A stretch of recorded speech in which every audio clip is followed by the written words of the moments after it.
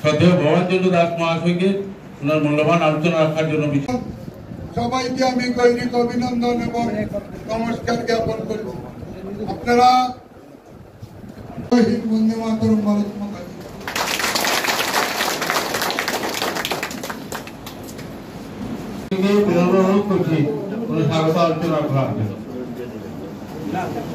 মূলত আগামী 8ই আগস্ট যে আমাদের পঞ্চায়েত নির্বাচন, এই পঞ্চায়েত নির্বাচনকে সামনে রেখে আমি 3টি জেলাতে সফর করার একটা উদ্দেশ্য নিয়ে আজকে বেরিয়েছি।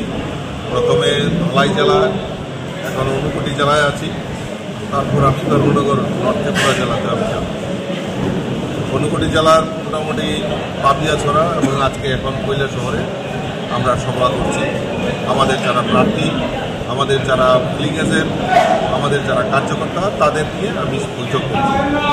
বৈঠকের একটাই উদ্দেশ্য, মানুষের মধ্যে আমার কার্যকর্তাদের যে উৎসাহ উদ্দীপনা, সেটাতে আমি নিশ্চিত যে আমরা ভারতীয় জনতা পার্টি পঞ্চায়েত প্রায় 100% পঞ্চায়েত আমরা দখল করতে চলছি। অলরেডি ইতিমধ্যে আপনারা জানেন প্রায় 71% আমরা বিনা প্রতিদ্বন্দ্বিতায় জয়ী হয়েছি এবং বাকি যে আসনগুলিতে নির্বাচন হচ্ছে সেখানেও ভারতীয় জনতা পার্টি জয়লাভ হবে, সেটা আমি মনে করি।